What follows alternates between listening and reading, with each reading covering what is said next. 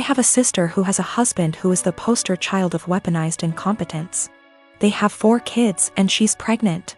My sister works a full-time job, 40+ hours a week, cleans her entire house, cooks, takes care of all her children without him doing anything. It is seriously mind-blowing that she wakes up at like 4 a.m., cooks breakfast, does chores, gets all of her kids ready for school, takes them all to school and daycare, and all he does is stay home and work. And when his kids get home, after my sister picks them up, of course, he will play with them for a little and play video games until he falls asleep. She actually makes more than him. My fiancé and I had to stay with them for 6 weeks while our home was being renovated, and since we both WFH, we helped her, and it is amazing how much happier she is when she has help. I helped with the kids, and my fiancé even drove her to doctor's appointments. Her husband literally only acknowledges he is a parent when his family is around, then he is a God-fearing, hard-working father of 5. He is the one that wanted more kids. She wanted to stop after her last baby, but he needed more boys. I am seriously concerned not only for her, but her kids as well, because now her oldest is seeing what's happening and trying to help, but my sister is prideful and refuses to let her child do anything. Me and this man have never gotten along. He's been acting like this since their 8-year-old was born. I've tried talking to her about leaving, but she doesn't want her kids to grow up in a broken home. And unfortunately, her experience with our parents' divorce was completely different than mine, so she doesn't understand that a divorce would benefit her kids here because she thinks they need their mom and dad together. Cut to this past weekend, her and her husband threw a pre-Thanksgiving potluck where our entire family plus his was there. I stayed with my sister a few days before because I knew he wouldn't help. So we're at dinner all talking, and I mention we are trying for a baby, and my brother-in-law makes an offhanded comment to him about how hard fatherhood is. And I snapped and said, like you would know. He looked taken aback and asked me what I meant, and I unloaded on him, calling him a pathetic excuse for a man who makes my 8 months pregnant sister do everything for their family. I went off for a solid 10 minutes and he sat there shrinking in his seat. I left. Last night my sister called me and thanked me for standing up for her and told me she appreciated me. Although today I got a very nasty text from him telling me I'm a terrible person, and because I lied in front of his family, his mom is angry at him and is moving in with them to help her out, and I've made him the laughingstock of his family. He certainly thinks so. I met this guy about 18 months ago, and we've been together since. He knows about my employment history, and he said that he has no issue with it. Though he did ask me to tell his family the white lie I occasionally use on my CV and stuff, which is that I was a waitress. A month ago we found out that I'm 2 months pregnant. He says this is great news, and we should move in together. I assumed he'd be moving into my place because he rents his far smaller 1-bedroom flat while I own mine. And I have room for a baby's room while he doesn't. Also, I really don't want to leave my flat. It's my flat, I love it, I could see myself living here for the rest of my life. And I don't want to lose the security of owning a flat and have to go back to paying rent or a mortgage each month. However, he then said that he didn't want to move into my place, and said I should sell it and we buy a place together. I said that I like my place, it means a lot to me that I was able to buy it. And it represents years of working my arse off, scrimping and saving. He then said that he understands all of that, but we should be living together by the time the baby comes, and he didn't want to live in my flat. I asked him why not. It's a great flat, it's central to everything, it's spacious, it's got room for all his stuff. There's a daycare in the building, run / owned by another tenant, and a school 5-minute walk away, the list goes on. And he said that he didn't want to live in a flat that was bought with stripper money. That really pissed me off, and I told him no. Way am I selling my flat, and that he never had an issue with my stripper money paying for this flat before now. I said I wasn't giving up the security of owning a home for someone who tries to make me feel ashamed about something I don't feel ashamed of. He said that his point is if I sold the flat then we could get a new place with the money from the sale. I said, wouldn't that still be stripper money? And he said that's different, and I asked how. He then said he was going back to his place because I can't talk to you when you're in this state. He's gone back to his flat now and he's texted me saying I'm overreacting / irrational and I need to think of this realistically, rather than emotionally. He says he wouldn't feel right raising a child in my flat knowing how I purchased it and selling / moving is the best idea of all of us, not to mention the fact he isn't on the deed because it's my place and it would never feel like our place because of this. I feel I might be the arse because I get why he might feel like it's just my place and I feel I'm being too rigid in a time we need to work together. Plus I spoke to my sister and she sided with him, so 2 out of 3 people think I'm in the wrong here. I dumped him. There was a whole conversation and during the conversation he said he didn't want to be a parent if I wasn't willing to do everything he wanted, including sharing a house / deed, plus staying together. Also, at the start of the conversation I said what a few people suggested, which was that I'd be willing to sell and split the house with him, provided he paid 50%, and he got very, very angry. Very, very quickly.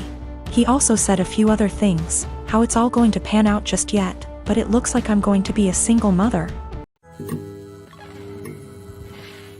Son is in 4th grade. School is only open on Mondays. The rest of the week he is home with me. They don't do virtual learning during the rest of the week. No Zoom calls are made. No teacher actually checks in. Homework at home is not to be sent back to the school and instead they get a participation grade the following week if they tell their teacher they completed it. It's backwards and your students aren't being graded for the work they actually do. Every Monday we get a new flyer in the mail asking for donations. Last week we got a flyer that said to send out 20 emails to individuals to ask them for donations, with the promise of prizes for participation. They also had other prizes on this flyer. Basically, the more people who donate using your name, the bigger the prize you get. My son wanted the headphones prize. Nowhere on the flyer did it say how many donations was needed.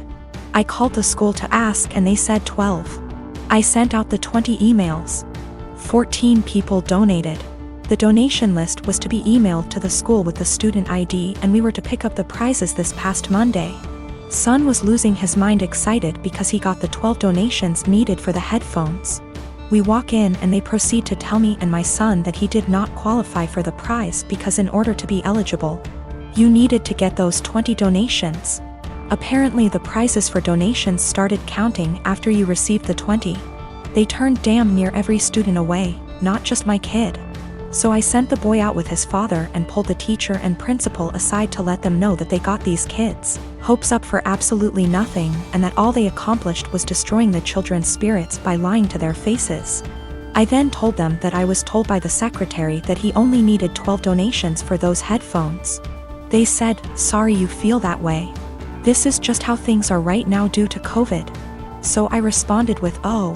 So lying to students and breaking their spirits is okay, because of COVID? Failing to provide virtual learning for the rest of the week like other schools is okay, because of COVID? Asking for donations when the kids are only here once a week must be okay, too, right?" I then walked out. Well, my son got the headphones in the mail today with a note from the superintendent that said, "I'm very sorry for the actions of the school system and the confusion formed around the donation drive. We are trying to work with the families, not turn them away. Please accept this as an apology." My son is over the moon. My husband says that I was being a Karen and that we should have just dropped it because it teaches our son that life isn't fair, and that I now look like an helicopter parent. When I was a teenager, my dad bought me a classic 1972 Ford Bronco. It was my true passion and I don't recall a memory from high school that somehow doesn't involve that truck. Plus my dad and I would spend hours and hours working on it together and we went through that especially father / son rough patch. When I was teenager it was always that Bronco that brought us back together. I made a huge mistake and sold the truck when I turned 19 and my dad died of a heart attack 2 months later, so while not logical, I've always felt a karmic connection between the two events. We had a baby in early February. She is our first and the light of my life. My wife is doing well, but she's back at work and she's realized that she hates all the daycares we've tried and really wants to be a stay-at-home mom, and plus she's still very hormonal from delivery. Lack of sleep and breastfeeding, so she's having a rough time and is angry a lot. I guess I need to say this. 2 weeks ago I was driving through our town's warehouse district and saw a Bronco that was pretty beat up but resembled mine. I stopped just for nostalgia's sake and the owner came out and let me take a look inside. My dad and I had glued a wheat penny under the dash as sort of security measure, so I just sort of checked, and goddamned if it wasn't my Bronco. I asked him if he'd ever consider selling it. He said actually someone was on I-25 as we spoke from Colorado to buy it for $21,000. I freaked out and asked him if I could buy it right then and there for $23,000. He said if I could come up with the cash, yes. I had been procrastinating setting up a 529, so I had $12,000 in savings that my wife's parents had given us. I maxed out my credit card to Venmo and my mom bought down a check for $4,000 and I drove away in my old car. It was like a dream come true. Like a literal dream come true. It needs a lot of work I can't afford right now, but it's mine. Like in my driveway, mine. Again. I can't even describe what a joy this is. My wife and her parents are furious with me. They feel I was deceptive, that a real man would have sacrificed anything and everything so my wife could go stay at home with his kids, and that's setting aside that they gave us the money for a college fund. My point is my daughter is only 6 months old, we have 18 years to set up a college fund of her. But this Bronco means everything to me, and if I wouldn't have acted it would have been gone forever.